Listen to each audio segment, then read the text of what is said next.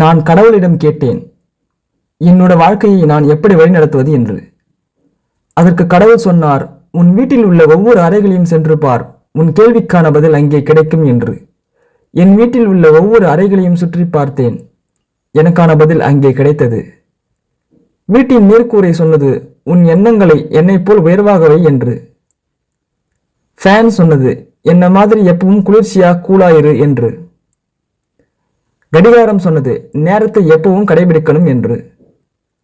வீட்டு கேலண்டர் சொன்னது, என்ன மாதிரி உன்னையும் தினமும் புதுப்பித்துக் கொள் என்று. மணிப்பர் சொன்னது, வருங்காலத்துக்காக இப்போதே சேமித்துக்கொள் என்று. கண்ணாடி சொன்னது, உன்னை மட்டும் பார் என்று.